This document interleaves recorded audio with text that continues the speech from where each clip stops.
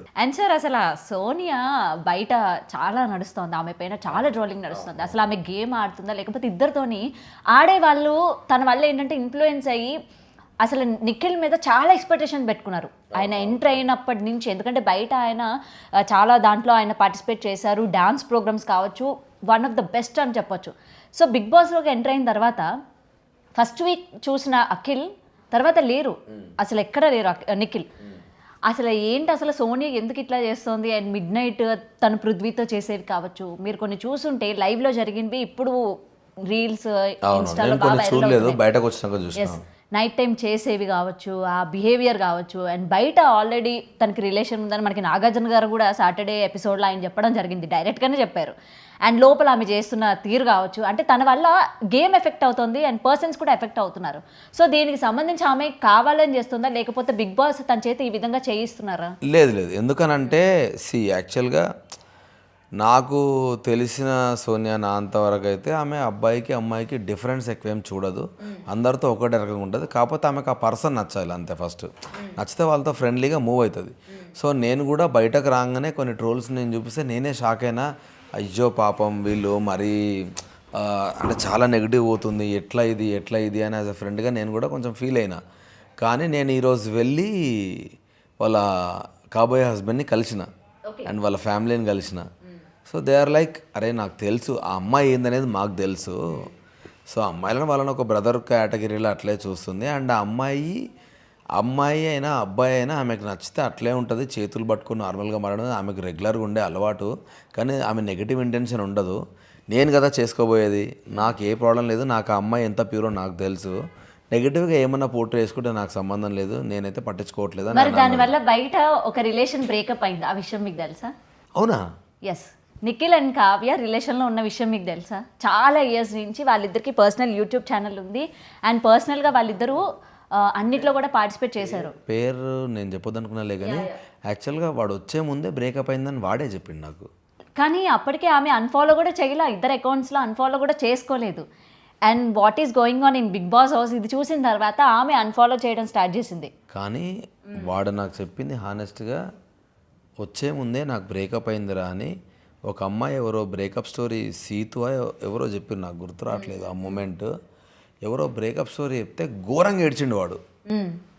ఏదంటే అది అదే మాకు అన్ని గిఫ్ట్లు వచ్చినాయి చూసినావా, నైనిక వాళ్ళ స్టోరీ చెప్పినప్పుడు వాడు పక్క నేనే వాని దగ్గరికి వెళ్ళి వాడిని హగ్ చేసుకొని పోనీ మమ్మ ఏడవకరా నేను వాడిని కామ్ డౌన్ చేసిన. నాకు ఇంకా గుర్తుంది, ఎందుకంటే నాది ఒక 3-4 years ఏమో రిలేషన్ మమ్మ, నాది బ్రేకప్ అయింది అని ఘోరంగా ఏడ్చిండు వాడు.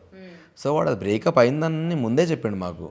సో ఈ అన్ఫాలో ఇవన్నీ నాకు తెలియదు. సో నేను ఆల్రెడీ వాళ్ళకి ఏం లేదని అనుకున్నా. ఐ మీన్ దానివల్ల అయింది అంటే అది ఇంకా నేను, ఎందుకంటే జనాలందరికీ ఇప్పుడు నాకు ఎట్లా అనిపించింది, జనాలందరికీ అలాగ అనిపించడానికి రీజన్ ఏంటంటే వన్స్ ఆయన వెళ్ళిన తర్వాత అవన్నీ చూసిన తర్వాత బయట ఆమె అన్ఫాలో చేయడం.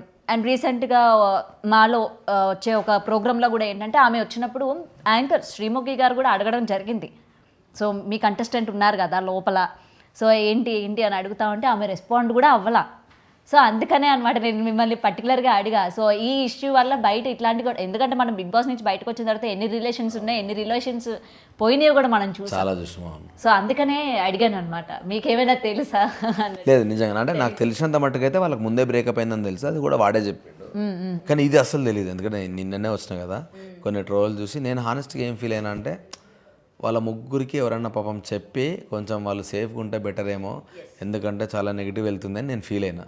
సో ఇంకా మనకు చెప్పే చెప్పిన అయ్యో లేదు, నేను అన్ఫార్చునేట్లీ వచ్చినా కానీ నేను వచ్చే 2 రోజుల ముందు నేను మాట్లాడింది అదే, నిఖిల్ తోటి సోనియా తోటి చెప్పిన మాటలే అవి. నువ్వు వాళ్ళని ప్రొవోక్ చేస్తున్నావా, వాళ్ళని నువ్వు దాన్ని ఏమంటారు, నువ్వు వాళ్ళకి ఇన్ఫ్లుయెన్స్ చేస్తున్నావా నాకు తెలుస్తలే సోనియా, కానీ మీ ఫ్రెండ్గా నేను పక్కకి వెళ్ళి చూసిన నాకే నువ్వు వాళ్ళని ఇన్ఫ్లుయెన్స్ చేసిన ఫీలింగ్ వస్తుంది. అంటే అరే నేను చెప్తే ఎందుకు వింటారా, వాడు పృథ్వీగాడని వింటాడు కానీ వాడు విన్నాడరా అని ఆమె కూడా అన్నది. కానీ వినడం నువ్వంటున్నావు కానీ చూస్తే వాళ్ళకి అట్లా కనబడతలేదు, వాడు నీకు అగెనిస్ట్గా మాట్లాడు, సో అట్లే అనిపిస్తుందిరా అని ఆమెకు చెప్పిన. నిఖిల్కి వెళ్ళి మామ కొంచెం జాగ్రత్త ఉండు, నీ గేమ్ కొలాప్స్ అవుతుంది ఎక్కడో, నువ్వు ఎందుకో సోయినా చెప్తే వింటున్నట్టు నాకే అనిపిస్తుందిరా అంటే నాకు కూడా అనిపిస్తున్నాడు, మరి మాట్లాడుకుంటారా మీరు ఇద్దరని చెప్పిన.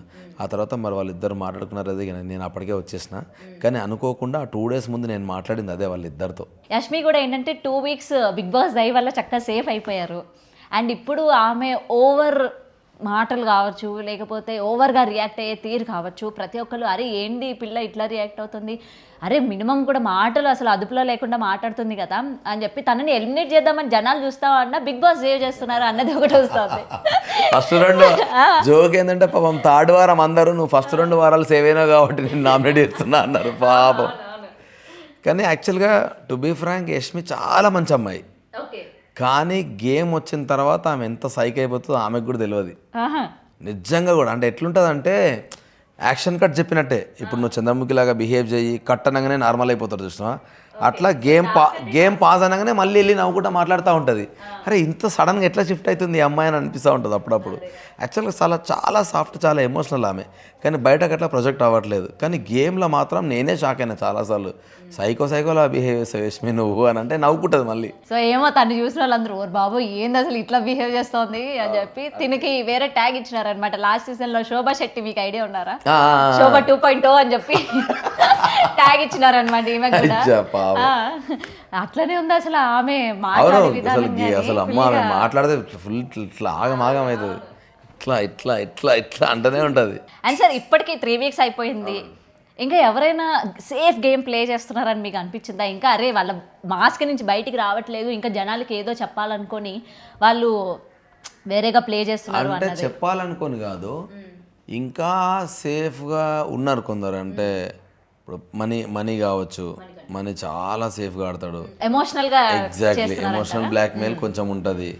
విష్ణు కూడా నేను ఎంటర్టైన్ కోసమే వచ్చినాను చెబుతూనే మాట్లాడుతూ ఉంటుంది, కానీ ఇంకా అగ్రెసివ్గా మొన్న ఎగ్ టాస్క్ ఒక్కటి చాలా బాగా ఆడింది, అది తప్ప ఇంకా ఎక్కువ అగ్రెసివ్గా విష్ణు ఆడంగా ఇంకా అంతవరకు చూడలేదు నేను. అండ్ నైనిక మొత్తం డౌన్ అయిపోయింది, ఎందుకో నాకు అర్థం అవ్వట్లేదు. మరి నిన్న నామినేషన్లో గట్టిగానే మాట్లాడినట్టుంది, కానీ ఒక 2 weeks పాపం అమ్మాయి ఎందుకో డౌన్ అయింది. ఎందుకంటే ఫస్ట్ వీక్ చూసిన, మేబీ ఫస్ట్ వీక్ చూసిన నైనిక వేరే, అసలు ఈ పిల్ల ఫినాలే దాకా వెళ్ళిపోతుంది. స్టార్టింగ్ లో పెట్టిన టాస్క్ అన్ని ఎట్లా ఆడింది అసలు, ఇట్లా చిరుతలాగా ఆడింది అసలు. సో అది నెక్స్ట్ ఆదిత్య అన్నకు కొంచెం అంబియన్స్ సెట్ అవుతలేదు, ఆయన ఇప్పటి వరకు కనిపించట్లేదండి అసలు. మీరు జోక్ ఏంటంటే నేను హౌస్ మొత్తం అందరితో ఎక్కువసేపు తిరిగిన క్యాండిడేట్ నేనే హౌస్లో, నా ఫుటేజే ఎక్కువ లేదాడ. 2 వారాలు నువ్వు ఎక్కువ కనబడలేదురా అని మా వాళ్ళు అంటే నా ఏవి మొత్తం చూపించి మరి ఇదంతా ఎవడరా అని అడిగిన. నేను చాలా మాటలు మాట్లాడినా. నేను బయటకు వచ్చి వాళ్ళకు ఇది ఎందుకన్నవరా అంటే దాని ముందు జరిగిన టాపిక్ అంతా చెప్తా ఉంటే అరే అదంతా ప్లే కాలేదురా మాకు తెలియదురా అంటున్నారు. సో 24 hours ఆబ్వియస్లీ వాళ్ళకు కూడా ఎనీకి ఆప్షన్ ఉండదు కాబట్టి ఎక్కడెక్కడ ఎగిరిపోయి ఉంటాయి. కానీ చాలా మాట్లాడినాయి. అంత మాట్లాడితే నాదే ఎంత ఉందంటే ఆదిత్య అన్న అక్కడోసారి కనబడతాడు ఆయన. అసలు నిజంగా చెప్పాలంటే అన్న లక్కీ 3 weeks ఉండడం. శేఖర్ అన్నకి మెడికల్ ఎమర్జెన్సీ లేకపోయి ఉంటే ఆదిత్య అన్న అవుట్ ఆ వీక్. శేఖర్ అన్నకి బాబు పుట్టడము అందరు ఎమోషనల్ అయిపోవడం వల్ల అన్న బయటకు వెళ్ళిండు. అన్నకు కూడా ఉండాలని విల్లింగ్నెస్ లేకుండే అప్పుడు కాబట్టి అన్న వెళ్ళండి, కానీ లేకపోతే ఆదిత్య అన్న అవుట్ ఆ వీక్. అదే అండ్ శేఖర్ భాష గారు ఎలిమినేట్ అయినప్పుడు అట్లనే షాక్ అయినారు అందరూ, ఎందుకంటే అన్ననే చెప్పిండు సెల్ఫ్ నేను వెళ్ళిపోతాను అన్ననే అందరితో చెప్పిండు.